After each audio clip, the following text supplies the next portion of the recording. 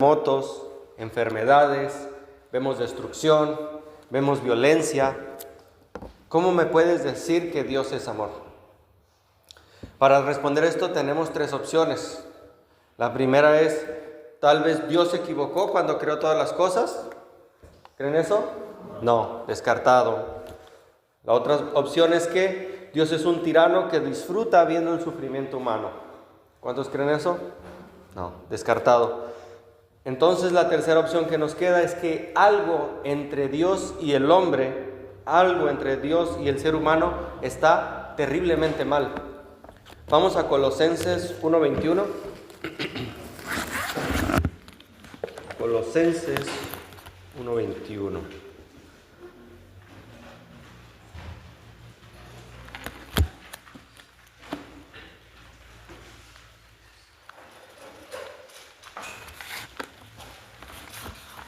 Y vamos a ver qué fue eso que se rompió entre Dios y el ser humano.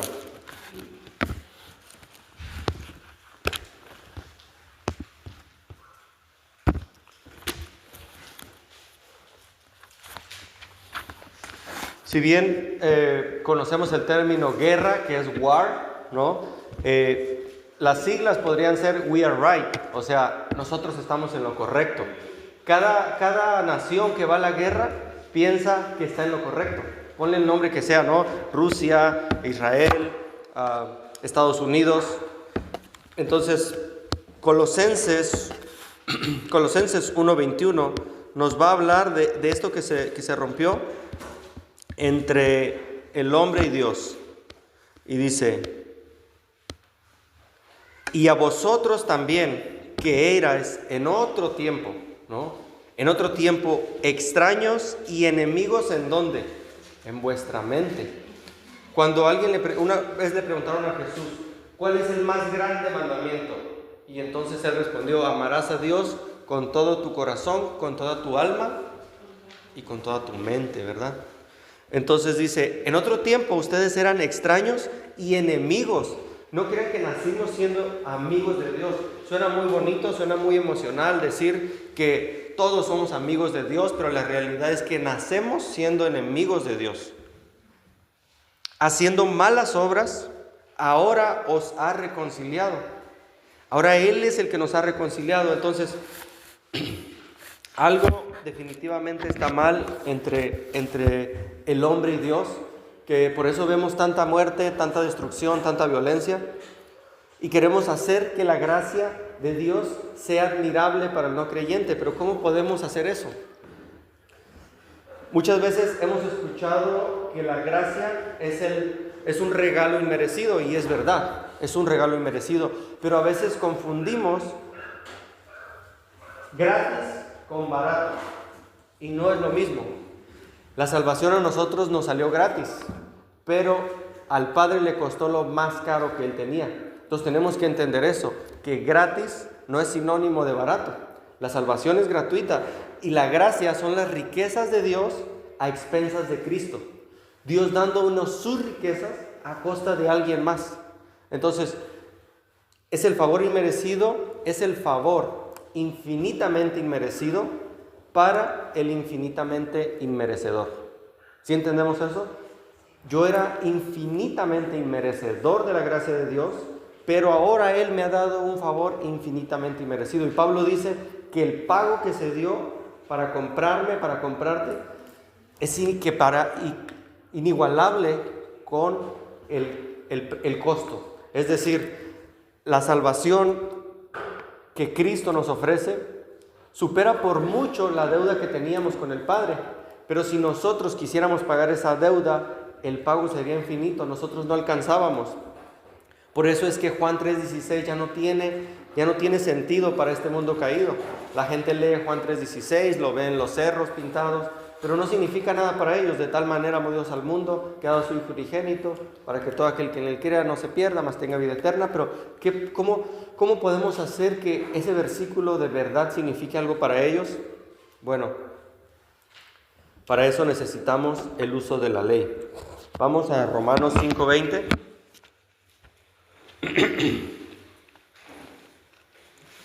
Romanos 5:20 nos dice, pero la ley, si estoy gritando muy fuerte me dicen porque si se escucha bien, okay. Pero la ley se introdujo ¿para qué? Para que el pecado abundase, mas cuando el pecado abundó, ahora sí puede sobreabundar la gracia.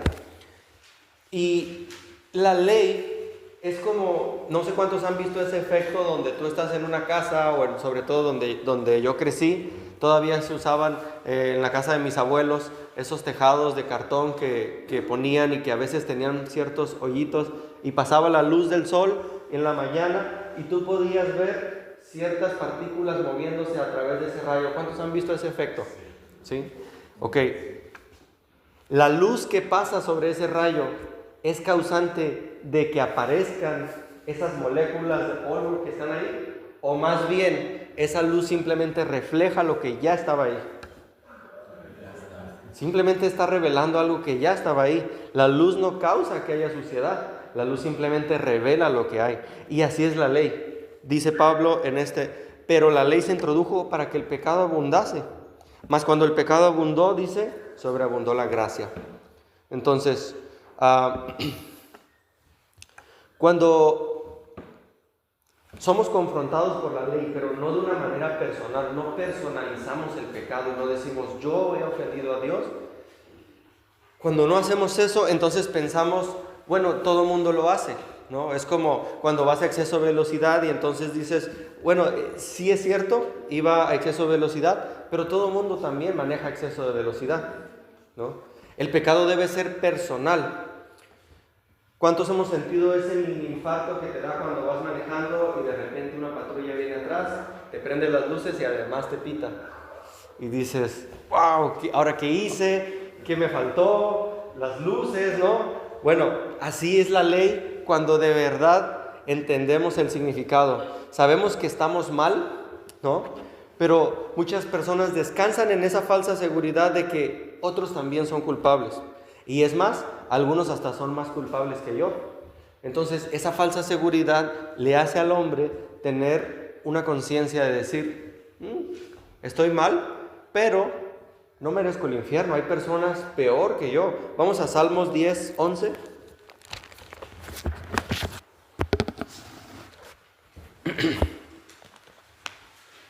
Salmos capítulo 10, versículo 11.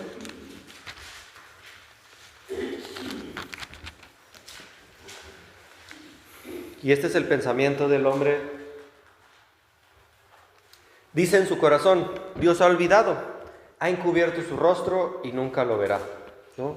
Parece como que a Dios se le han olvidado los mandamientos, como que, sí es cierto, en el libro de Hechos, 2 personas murieron en ese momento por mentirle al Espíritu Santo, pero como eso ya no pasa, entonces el pecado no es tan grave, ¿no?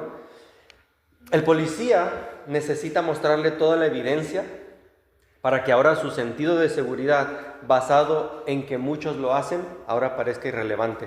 Ahora le va a mostrar la velocidad a la que iba, le va a mostrar el artículo, bueno, en un estado ideal, ¿no? Le va a mostrar el artículo el cual ha violado.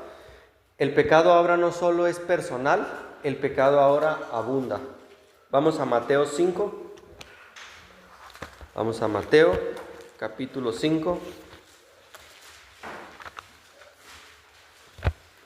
Mateo capítulo 5, versículo 27 y 28. Y vemos cómo Jesús, el evangelista por excelencia, tiene que hacer que el pecado abunde en el corazón del hombre. Dice, oísteis que fue dicho, no cometerás adulterio. Y le está hablando a un grupo de fariseos que dentro de todo lo que existía, ellos se sentían los más sabios, los más santos, que pues nunca habían fallado en nada de la ley, no, guardaban la ley. Oísteis que fue dicho, no cometerás adulterio. Pero yo os digo que cualquiera que mira a una mujer para codiciarla, ya adulteró con ella en su corazón. Y le está dando directo en la cabeza al hombre, porque todos los que somos hombres sabemos que si la ley es como Cristo la está diciendo, todos hemos pecado. Cualquier hombre, los fariseos podían haber dicho, pero nunca he engañado a mi esposa. Y Jesús le dice, bueno, Moisés les dijo, no cometerán adulterio, pero yo, fíjense, ningún profeta jamás se atrevió a decir, Moisés o Jeremías les dijo, pero yo les digo, adjudicándose un poder y una autoridad que nadie más había hecho. ¿Quién era este pescador, quién era este hombre, que había llegado a decir, pero yo os digo con esa autoridad? Vamos a Apocalipsis 21:8.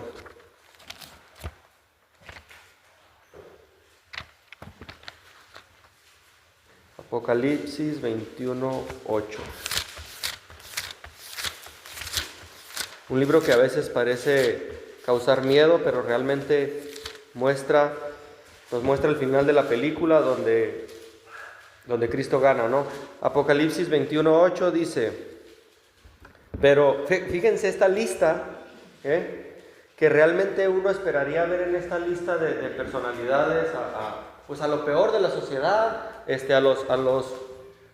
a los asesinos, a los secuestradores, pero fíjense la lista cómo inicia. 21:8 dice,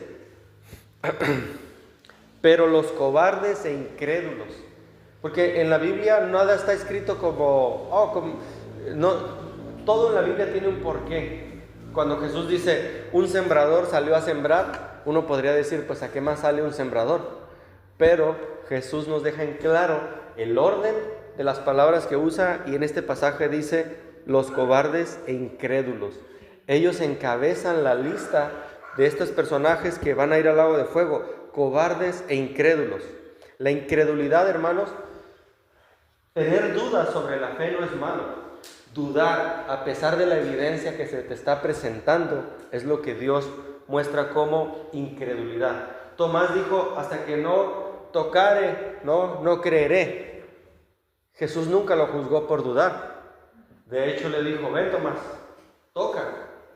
Pero si a pesar de tocar, a pesar de la evidencia, tú no quieres creer, Santo Tomás de Aquino decía, para el que quiere creer, tengo más de 1 millón de evidencia que darle. Para el que no quiere creer, no tengo ninguna.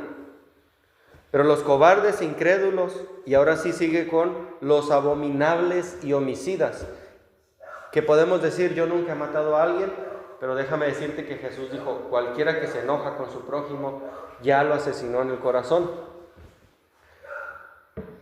Los fornicarios y hechiceros, de lo que acabamos de hablar, la fornicación, la hechicería, no se diga, pues es consultar a los muertos, consultar mediums. Hay un montón de hechicería hoy disfrazada de positivismo, del universo me dijo, los idólatras. Ahora bien podemos decir que hay un grupo de religión que se postra y le rinde culto a imágenes, eso es verdad y eso es idolatría, pero también cualquier cosa que está quitándole el lugar a Dios y está ocupando ese primer lugar que a Él le pertenece, también es idolatría. Y entonces ahí podemos englobar qué cosa está quitando del lugar de Dios a un punto que ya no es Dios mi Señor. Ahora es mi trabajo, ahora es mi carro, ahora es mi familia, ahora es el ministerio. ¿Qué me está robando el lugar que le debería estar ocupando Dios? Los idólatras. Y por si tú dices, bueno, está bien, todo lo que has dicho hasta ahora es verdad, pero yo no he fallado en nada de eso. Muy bien, hermano, porque el siguiente dice, y todos los mentirosos. ¿Quién de aquí podemos levantar la mano y decir, yo jamás he dicho una mentira? ¿No? Y el que lo haga en ese momento estaría mintiendo, ¿no? Porque realmente todos hemos mentido.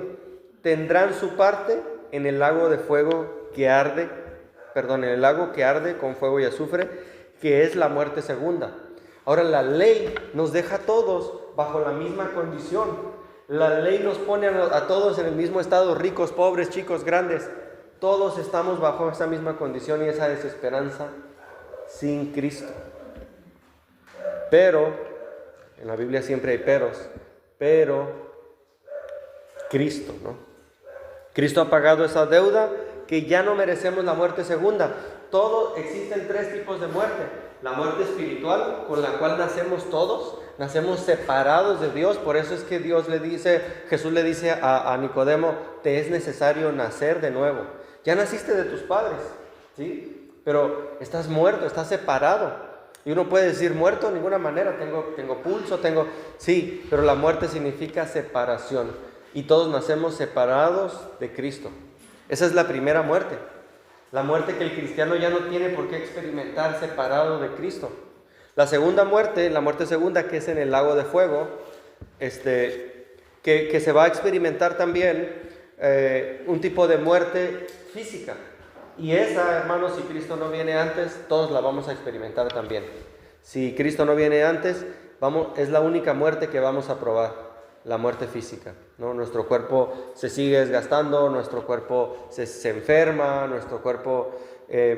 pero como cristianos, no necesariamente probaremos alguna de estas tres muertes. Entonces, sin el uso de la ley, el pecado ya no parece ni personal ni evidente. Es necesario el uso de la ley. Pero resulta que si la ley no existiera, el pecado estaría muerto. Vamos a ver lo que dice Romanos 7:8. Romanos 7:8. Mas el pecado, tomando ocasión por el mandamiento, produjo en mí una condición, porque sin ley el pecado está muerto. Versículo 13. Entonces, Pablo llega a hacerse estas preguntas en retrospectiva, o sea, preguntarse a sí mismo y responderse. Porque esta pregunta en realidad dice, luego lo que es bueno vino a ser muerte para mí. O sea, si la ley... Ya llegué a entender que la ley no es mala, la ley es buena. Pero entonces, ¿cómo dice? Lo que es bueno, ¿me trajo muerte? Dice Pablo. En ninguna manera. Sino que el pecado, para mostrarse pecado, produjo en mí la muerte por medio de lo que es bueno, a fin de que por el mandamiento el pecado llegase a ser sobremanera pecaminoso. Como esa luz que les digo, simplemente revela lo que ya está en mi corazón. Simplemente la ley expone mi corazón para mostrarme qué tan pecador soy y qué tan falto de santidad soy respecto a Dios. Romanos 3:20. Vamos a Romanos 3:20. Dice, ya que por las obras de la ley ningún ser humano será justificado delante de él, porque por medio de la ley simplemente es el conocimiento del pecado, ¿no? La ley también Pablo dice que es un espejo. Y un espejo simplemente me muestra la condición que tengo. Me muestra si traigo una mancha, si no me peiné bien. Pero nadie de nosotros usa el espejo para limpiarse. Sería absurdo, ¿verdad? Quitar el espejo y tratar de limpiarte. Bueno, pues las personas que tratan de salvarse por guardar la ley están haciendo esto. Están usando el espejo de la ley de una manera incorrecta. El espejo nunca te va a limpiar. El propósito del diseño jamás fue limpiarte. Simplemente fue mostrarte tu reflejo, ¿verdad? Y así es la ley. La ley de Dios no es que la ley falló, no es que Dios se equivocó al decir, bueno, les di 10 mandamientos y de los 10 y les fallaron 11, ¿no? O sea, hemos pecado, hemos fallado en todo. No es que Dios se equivocó, no es que la ley falló, porque el propósito de la ley jamás fue traer salvación. Decía Spurgeon, los zapatos del orgullo humano deben ser quitados antes de que los pecadores puedan acercarse a la zarza ardiente del Evangelio. Los zapatos del orgullo humano deben ser quitados antes de que los pecadores puedan acercarse a la zarza ardiente del Evangelio. Y la gente dice, Dios nos ama. Pero sin Cristo, mis hermanos, este Dios me ama simplemente apela a los sentimientos, porque es más fácil hablar de amor que de pecado, ¿no? A nadie nos gusta ser confrontados con nuestro pecado, a nadie. John Wesley decía, predica 90% ley y 10% gracia. Entonces, hoy en día vemos un problema en el evangelismo moderno, porque si el mensaje del evangelio se va a limitar, como se predica a veces, a los que se sienten solos, con problemas, que tienen problemas de matrimonio, problemas con adicciones, entonces los que son, entre comillas, felices, no verán su necesidad de un Salvador. El perdón de Dios sí es para la gente con todos esos problemas, pero también sin ellos, hermanos. Porque ante la ley, todos estamos al mismo nivel y todos necesitamos de la misma salvación, ¿no?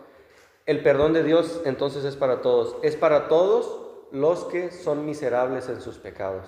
Porque los que se acercan con arrogancia pensando, es que yo no soy tan pecador como esa persona.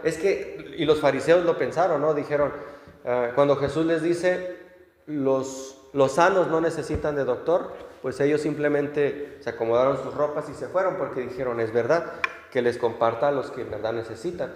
Pero ellos no se consideraban miserables. Y no es hasta que el hombre reconoce su miseria espiritual, su bancarrota espiritual, que ahora sí necesita de un verdadero Salvador. Entonces, los que piensan que están bien, necesitan ser informados y confrontados con la santa y justa ley de Dios. Necesitan verse a través de los ojos del juez del universo, no a través de lo que yo pienso que está bien, no a través de lo que yo considero que está bien, sino ponerme los lentes del juez del universo que te ha dejado a ti y a mí en su palabra. Entonces, ahora sí, necesita de un Salvador.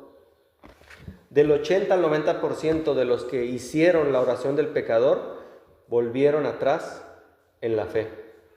Entonces, ¿el Evangelio moderno te ofrece tu mejor vida ahora? ¿Una mejor vida? ¿De eso se trata el Evangelio? Como ya no podía ofrecer una mejor vida, el evangelismo moderno tenía que encontrar una razón diferente para que los pecadores respondieran al Evangelio, y ahora esa fue tu mejor vida ahora.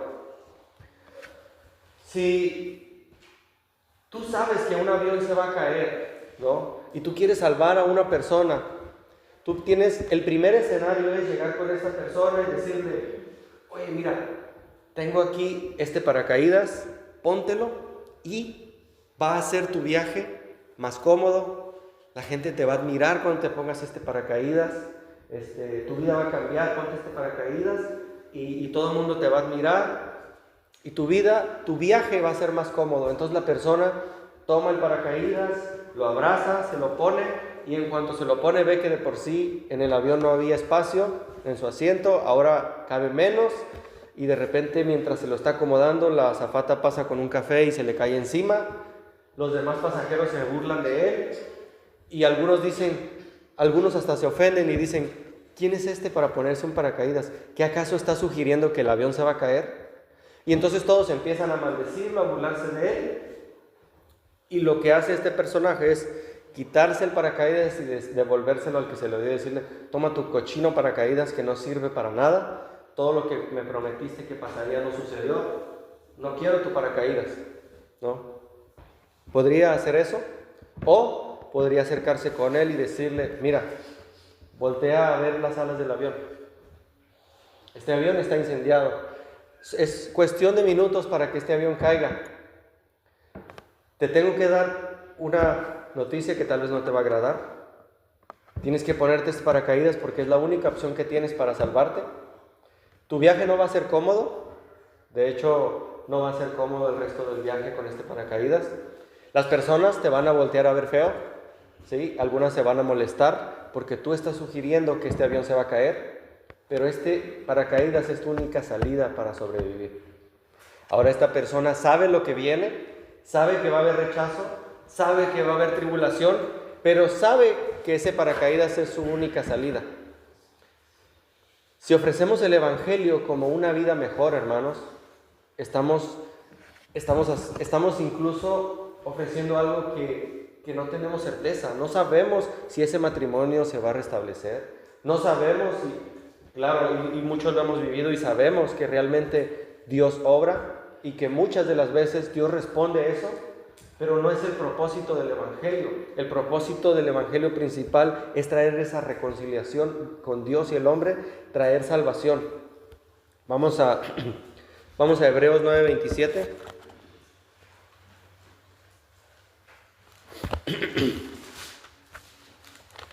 Hebreos 9:27. Entonces queremos que esa persona, a pesar de las tribulaciones, a pesar de lo que viene, se aferre a ese paracaídas, se aferre a esa salvación, porque ahora sabe, ha calculado ya los costos. Hebreos 9:27.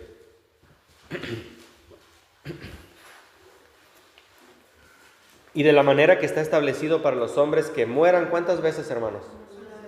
No existe reencarnación, entonces, como dice el budismo, no es que las personas regresan a hablarnos, a darnos consejos. Dice, está establecido para los hombres que mueran una sola vez y después de esto, ¿qué? El juicio. Lo siento, no hay purgatorio, no hay segunda oportunidad, no hay, híjole, a ver si ahora sí te arrepientes.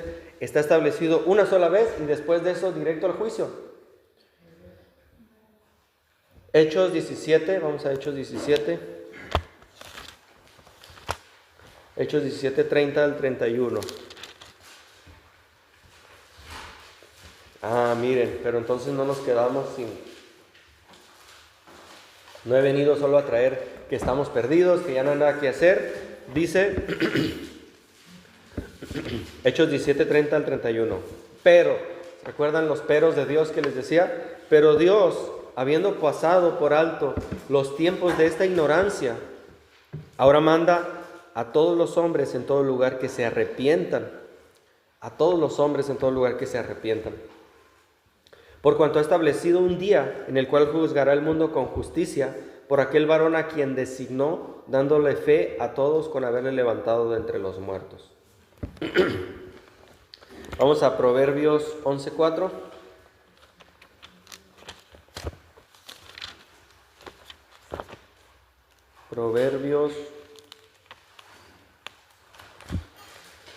Proverbios 11:4. No aprovecharán las riquezas en el día de la ira, mas la justicia librará de la muerte. Entonces el evangelio y la vida cristiana no es un tema de felicidad, hermanos, es un tema de justicia. ¿Por qué? Porque yo no la tengo. Es un tema de justicia porque yo no soy justo en mi propia humanidad. Necesito una justicia mayor. Cristo les dijo, si su justicia, cuando se fueron los fariseos, estos fariseos que buscaban qué comer, cómo vestir, cuántas veces lavarse las manos, que hacían todo eso, que diezmaban de todo lo que tenían, les dijo a los discípulos, si su justicia no es mayor que la de ellos, no entrarán en el reino de los cielos. Y los apóstoles entendían qué significaba esto, y dijo Pedro, si no me equivoco, dijo él, es imposible entonces que alguien se salve. Y Cristo le dice, sí, pero lo que es imposible para el hombre es posible para Dios. ¿Por qué? Porque nuestra justicia es mayor que la de esos hombres, porque nuestra justicia es Cristo. Entonces ahora tenemos una mayor justicia que no habita en nosotros. Por eso el evangelio no se trata, como les decía, de felicidad. El evangelio se trata de justicia. Romanos 15:3. Vamos a Romanos 15:3.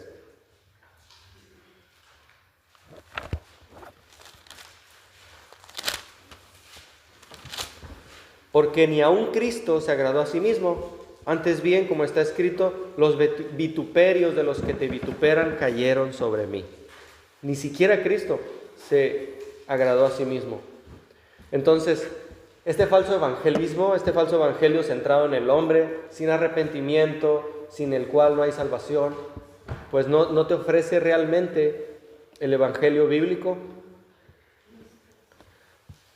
Entonces, ¿cómo confrontaremos entonces el pecado? ¿Cómo confrontar a los pecadores perdidos?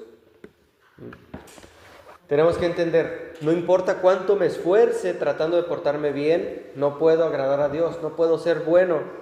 Gálatas 2:21, vamos a Gálatas.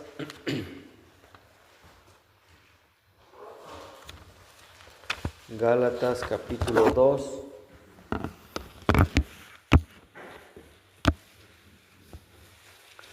Gálatas capítulo 2, versículo 21.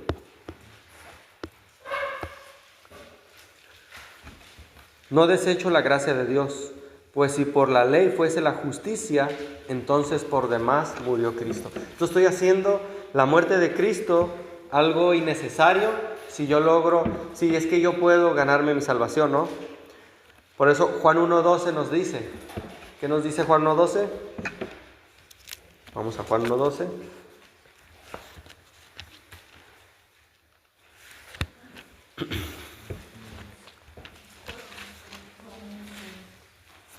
Juan 1:12.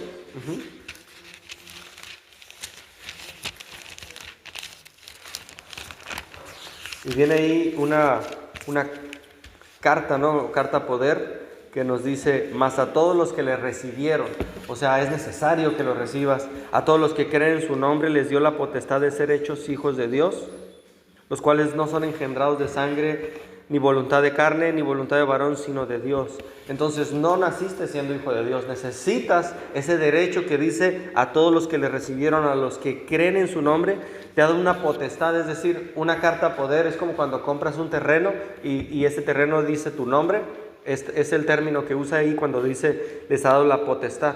Entonces, si Él tiene que darme eso es porque yo no lo tenía. La sinceridad, hermanos, no es un camino al cielo. No es decir, como a veces comparto con la gente y me dicen, bueno, pues es que Dios sabe. Y entonces Él en aquel día dirá, no, Él ya dijo, y mi sinceridad no va a valer nada en ese momento de ira. Entonces ahora sí, Juan 14:6 empieza a cobrar sentido, ¿no? El que cree no es condenado, mas el que no creyere ya ha sido condenado. Entonces Él dijo ser el único camino, la verdad y la vida. Apelar a mi sinceridad es apelar a mi orgullo, ¿no? Porque entonces estaría apelando a algo que está en mí y no en Dios. El evangelismo moderno entonces le ofrece a la gente un plan maravilloso.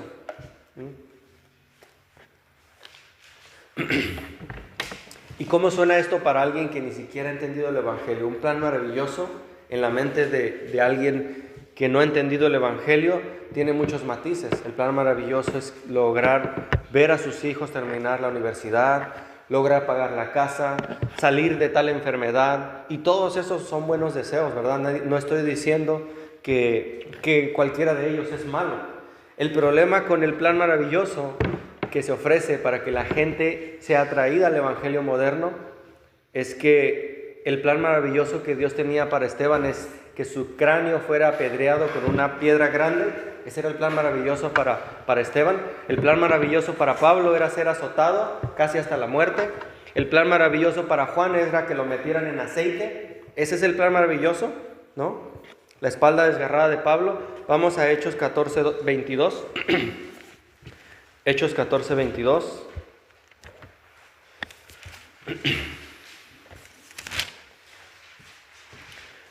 Confirmando los ánimos de los discípulos, exhortándoles a que permaneciesen en la fe y diciéndoles, es necesario que a través de muchas tribulaciones entremos en el reino de Dios. Pablo no está diciendo que me gano mi salvación a través de las tribulaciones, sino que Pablo me está diciendo que si tú abrazas el evangelio de Cristo, va a ser necesario que pasemos por tribulaciones. Nadie nos gustan las tribulaciones. Es más, cuando alguien viene al evangelio quisiéramos que no pasara por ninguna de esas, pero es una promesa. Dios no me ha prometido si me va a dar eso que tanto anhelo, el carro, la casa, pero Él sí me ha prometido que es necesario que a través de muchas tribulaciones entremos al reino de Dios. Y esas muchas tribulaciones pueden tener muchas matices. Entonces, vamos a Hebreos 11:25. Hebreos 11:25.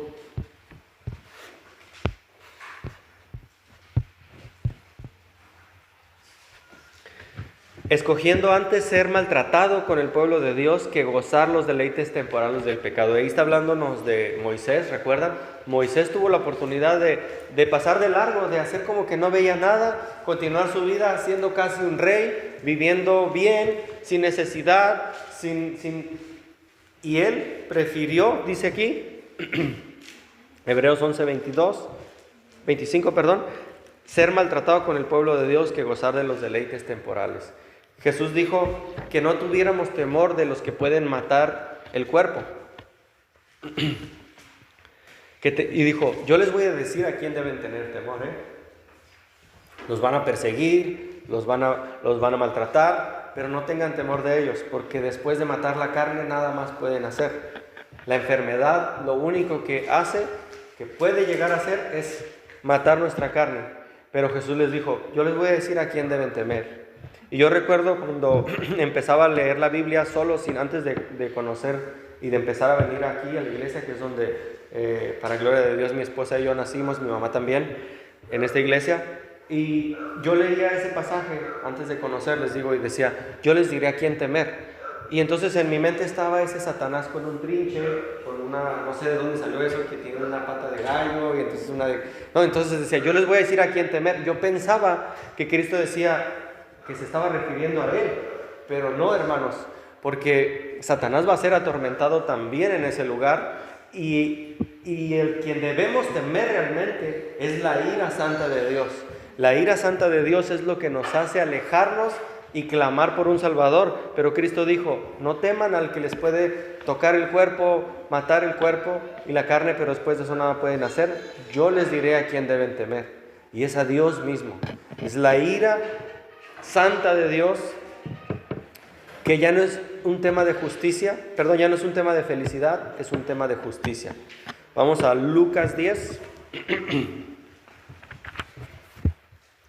Vamos a Lucas capítulo 10.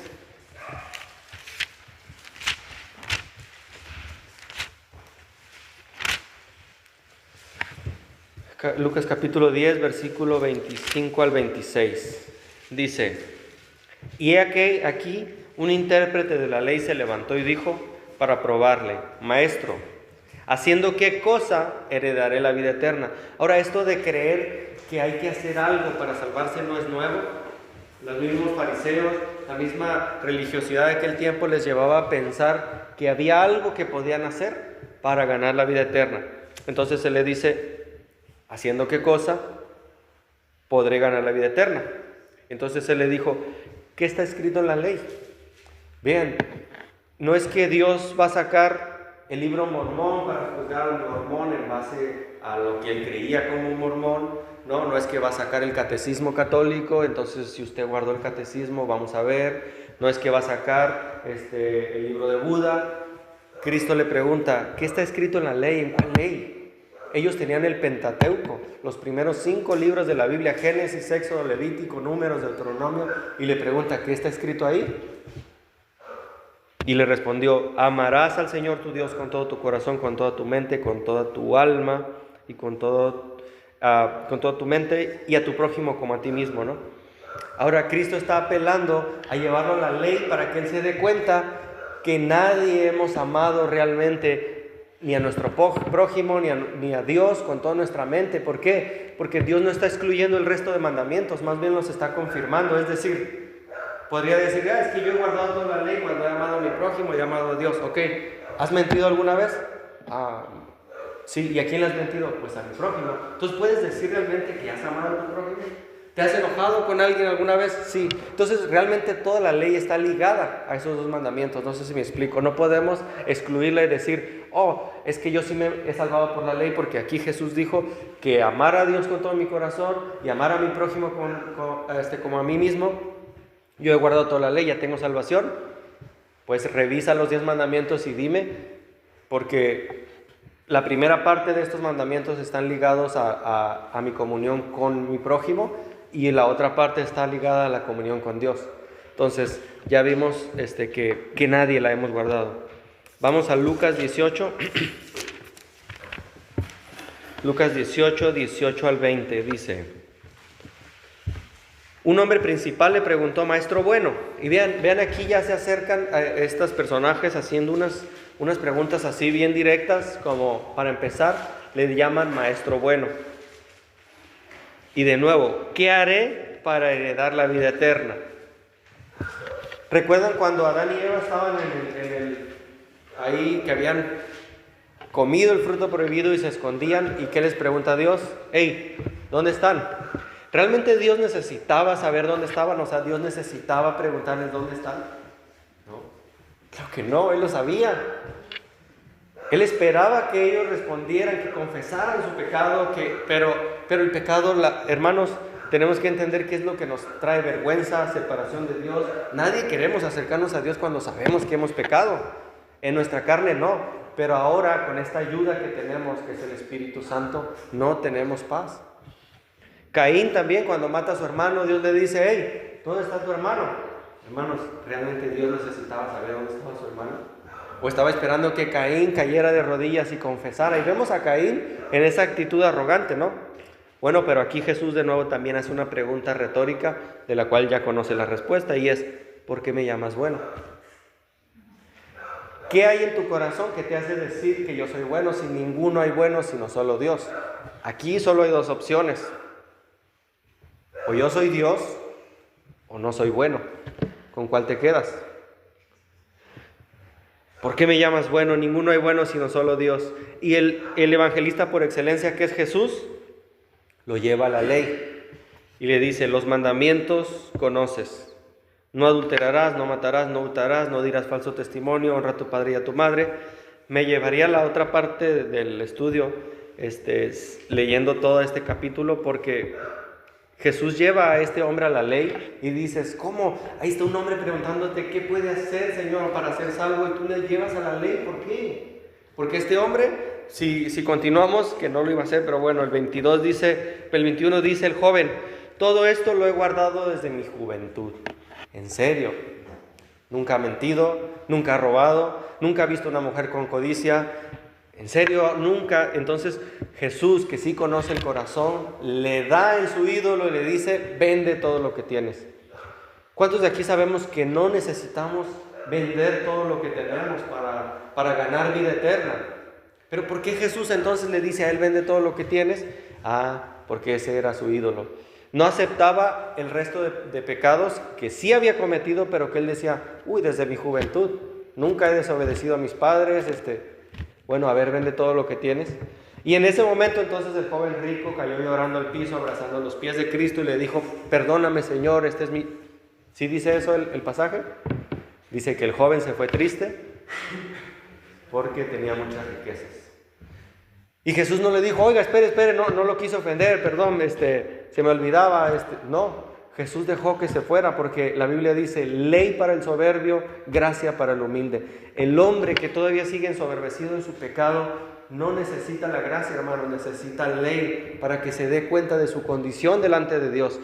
Pero un hombre que se ha dado cuenta de su miseria delante de Dios ya no necesita más ley, ahora necesita gracia. Jesús nunca le dio gracia a alguien que necesitaba ley, ni tampoco le dio ley a alguien que necesitaba gracia. Entonces, vamos a Proverbios 16:6.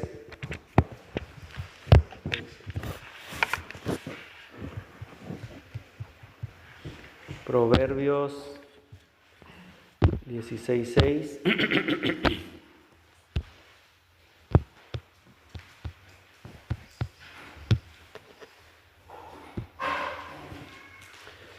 Con misericordia y verdad se corrige el pecado, y con el temor de Jehová los hombres se apartan del mal. No es solamente un temor reverente, es saber quién es ese Señor y saber realmente el poder que Él tiene, ¿no? Entonces, decía Juan Wesley que la ley puede seguir a un hombre hasta la cruz, no más. La ley te puede perseguir hasta la cruz, nada más. Y en el Nuevo Testamento el amor de Dios está atado a la cruz del Evangelio. Entonces ahora Juan 3:16 empieza a cobrar sentido, ¿no? Vamos a Romanos 5.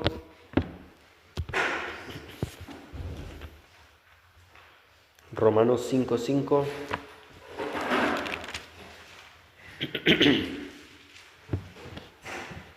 Y la esperanza no avergüenza, porque el amor de Dios ha sido derramado en nuestros corazones por el Espíritu Santo que nos fue dado.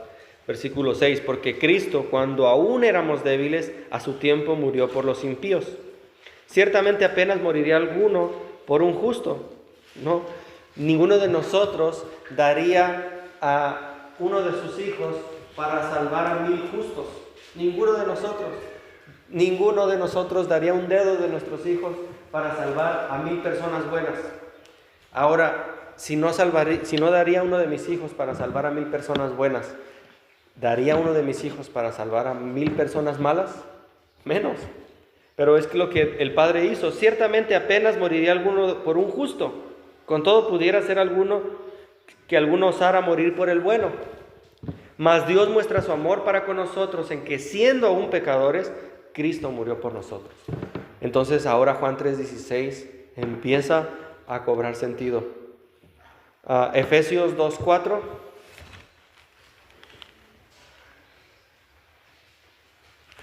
Efesios 2:4. Pero Dios, que es rico en misericordia, por su gran amor con que nos amó, aun estando nosotros muertos en pecados, nos dio vida juntamente con Cristo. ¿No? Ahí mismo en el capítulo, Efesios 2:5, ya es el que leímos, Efesios 5:2, Efesios 5:2.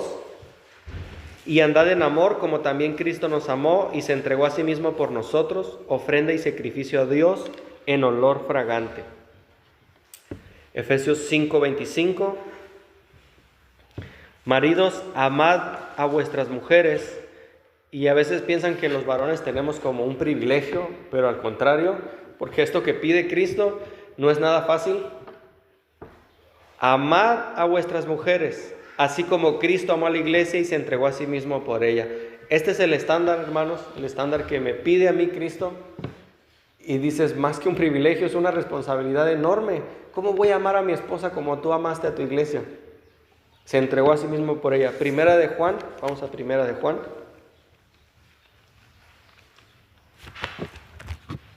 Primera de Juan. Primera de Juan 3:16.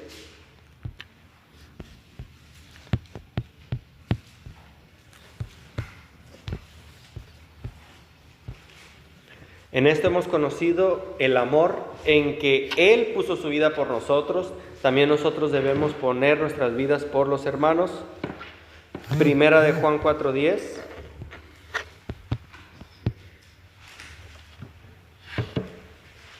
Y en esto dice que consiste el amor.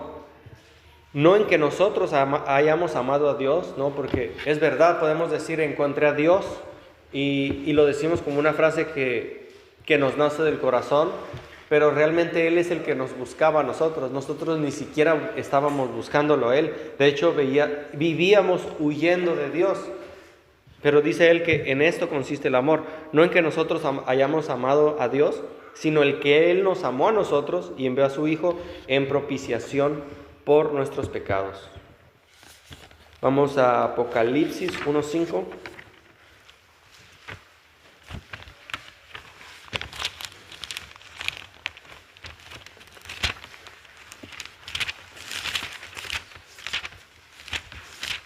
Apocalipsis.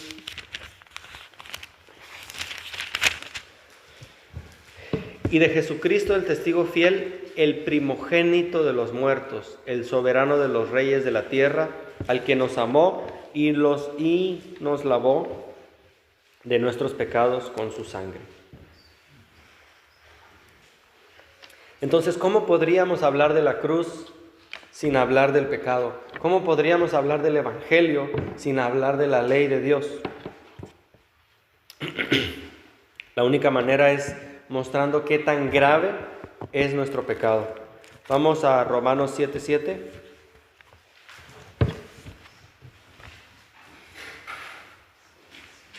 Romanos 7:7. Dice, ¿qué diremos pues? ¿La ley es pecado? En ninguna manera. Pero yo no conocí el pecado sino por la ley, porque tampoco conociera la codicia si la ley no dijera, no codiciarás. Romanos 7:13, ahí mismo. Luego lo que es bueno vino a ser muerte para mí, como nos decía Pablo, en ninguna manera. No, en ninguna manera, dice Pablo. Y esta fue la clave del libro de el evento en Pentecostés, en el libro de Hechos. Recuerdan cuando ellos reciben el Evangelio, porque ellos ya eran judíos devotos, ellos ya entendían la ley, ellos sabían que merecían la ira de Dios, y entonces ahora lo que necesitaban era gracia, ¿no? Y aceptan entonces en el libro, en el capítulo donde habla de Pentecostés, aceptan las misericordias de Dios para escapar de la ira terrible. Entonces, ese era el plan maravilloso que tenía Dios para estas personas en Pentecostés, que se arrepintieran, que confiaran en Jesús, que recibieran la justicia de Cristo. Y nos habla también Pablo de David y el profeta Natán, donde usa un ejemplo claro de la ley. Y si recuerdan este evento donde Natán le llega hablando a David de un hombre que teniendo muchas ovejas, no tuvo suficiente y le quita a otro hombre que vivía en pobreza, le quita la única oveja que tiene, y entonces cuando David empieza a escuchar esta historia, empieza a enojarse y empieza a decir, ese hombre debe morir, ¿cómo se le ocurre haber hecho eso? No le es suficiente con todo lo que tenía. Entonces David empieza a airarse contra este hombre y dice, ese hombre debe morir. Y vemos en 2 Samuel 12, del 1 al 14, que no vamos a leer, le dice, ese hombre eres tú, David. Ese hombre que acabas de crucificar eres tú. Tú eres ese hombre, David. Y vemos la respuesta de David, que al inicio estaba ensoberbecido, y cuando se da cuenta que la historia trata de él, a diferencia del hombre rico y de muchos en la Biblia que rechazaron el Evangelio, él cae de rodillas y pide perdón a Dios. Y a diferencia del rey Saúl, que decía, que no me quite el reino, es que yo quiero seguir siendo rey, y en vez de tener una carga por su pecado, quería no perder todo lo que poseía. David cae de rodillas y nos escribe los salmos más hermosos que podemos encontrar, donde David expone su corazón y dice, yo para qué quiero el reino si voy a estar lejos de tu presencia. Vemos un arrepentimiento genuino, porque ya no es, no quiero las consecuencias del pecado, solamente Señor, si quieres quítame todo, pero no me apartes de tu presencia, ¿no? Entonces Natán le puede decir, el Señor ha quitado tu pecado y no morirás. Entonces, imagínense al profeta Natán diciéndole a David, ¿sabes qué, David? Dios te ama y tiene un plan maravilloso para tu vida, ¿no? Vemos esa gran diferencia también en Judas, ¿no? Un hombre que va, en vez de pedir perdón a Dios, su pecado, su conciencia, que era este perro que hablábamos al inicio, que está ladrándonos, hermanos. Aunque aún a las personas que no tienen el Evangelio, que no tienen el Espíritu Santo, Eclesiastés dijo que nos ha dado eternidad al hombre y le ha dado una conciencia sin que él lo entienda. No es necesario que él sepa, pero su conciencia le acusa y le dice, como ese perro que ladra, y tú puedes hacer caso y ver qué está pasando con tu vida, o matar a ese perro. Pablo dice que hay personas que ya tienen la conciencia muerta, ¿no? Su conciencia está apagada porque la han matado. Ahora ya no hay quien les avise. Es como ese alarma contra incendios, ¿no? Tú puedes escuchar el ruido y saber que algo está mal o quitarle las pilas para que no te despierte, pero va a haber consecuencias. ¿Terminamos hasta las 11:30? 11. Ok. Entonces, ya casi terminamos, ¿eh? La mayor mentira que uno puede decir es de acá arriba, pero Romanos 3:23. Romanos 3:23.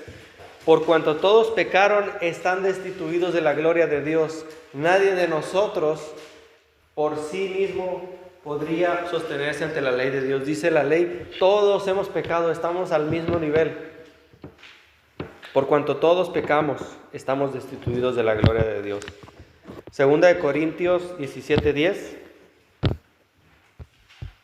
Segunda de Corintios 7:10. Ni siquiera tiene 17. Segunda de Corintios 7:10.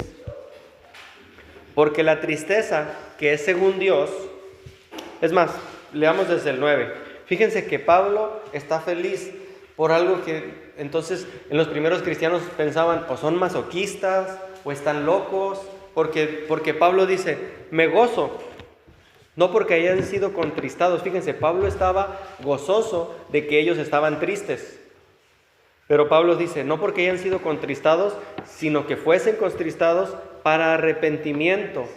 O sea, en Pablo había un gozo de que ellos estaban tristes, pero por su pecado. Porque lo que estaba sucediendo en Corintio, que no vamos a leer, puedes leer todo el libro de Corintio, pero Pablo estaba gozoso de que ellos estaban tristes. Pero dice Pablo, no porque estén tristes, nada más, sino porque fueron contristados para arrepentimiento, porque habéis sido contristados según Dios, para que ninguna pérdida padecieses de nuestra parte. Y vean aquí que hay dos tipos de tristeza. una tristeza que trae el mundo y una tristeza que viene del Espíritu Santo. Porque la tristeza que es según Dios produce ¿qué? Arrepentimiento. Y es bueno estar triste con mi pecado. Sí, es bueno. Si lo voy a llevar a los pies de Cristo y me voy a arrepentir. Pero hay otro tipo de tristeza. Para que, dice, de que no hay de qué arrepentirse, pero la tristeza ¿y por qué no hay de qué arrepentirse? Porque Cristo ha pagado. O sea, ciertamente Pablo dice que hay que arrepentirnos, pero que esa tristeza no nos separa de Dios porque Él ya pagó. O sea, hay una confianza en lo que Cristo hizo. Pero la otra tristeza que viene de parte del mundo produce muerte, produce separación de Dios. La tristeza que viene del mundo no nos acerca a Cristo. La tristeza que viene del mundo y la que no queremos ser engañados es una tristeza que te dice, ¿y ya para qué vas a la iglesia? ¿Y ya para qué lees la Biblia? ¿No? Esa tristeza, hermano, nunca te va a traer a Cristo, te va a alejar de Cristo, te va a llevar a mundos que jamás pensaste visitar, ¿no? Pero Pablo está feliz de que hayan sido entristecidos según la tristeza que viene de Dios. Entonces no queremos tener una generación de pecadores endurecidos con el Evangelio, diciéndoles cómo ser salvos antes de que ellos entiendan por qué necesitan ser salvos. No puedo decirte, ven a Cristo para que seas salvo. ¿Y salvo de qué? Salvo de la ira de Dios, salvo del infierno, ¿no? Del infierno eterno. Entonces necesitamos entender la ley de Dios a la luz del Evangelio y no solamente quedarnos en la tristeza del mundo, sino una tristeza que produzca arrepentimiento. Si alguien no ha recibido a Cristo, si alguien necesita confirmar su fe en Cristo, acérquese a Él, pídale perdón de rodillas, pídale perdón de verdad y confiese a Jesús como Salvador. Vamos a orar. Padre, te damos gracias, te damos gloria y honra, Padre, porque tú eres bueno. Gracias por tu amor, por tu misericordia, Señor. Te pedimos que tu Espíritu Santo no nos abandone, Señor, porque si tu Espíritu nos abandonase, Padre, ¿qué nos quedaría, Padre? Te pedimos que sigas hablando nuestras vidas, que sigas obrando, Señor, que no nos sueltes de tu mano, que nos permitas mantenernos en la fe una vez dada a los santos, en la fe que tú dejaste en tu Escritura, Padre. Te pedimos perdón por nuestras ofensas, Padre, y te pedimos que Cristo sea en nosotros, que no importa enfermedad, tribulación, persecución, Señor, ¿qué nos podría separar de tu amor, Padre? No hay nada que nos pueda separar, Señor. Gracias por Jesús. Te pido por mis hermanos, Padre, que nos permitas regresar con bien a nuestros respectivos hogares, que esta semana tú seas obrando en nuestras vidas, hablando, Padre, y te agradecemos todo en el nombre poderoso de Cristo Jesús. Amén.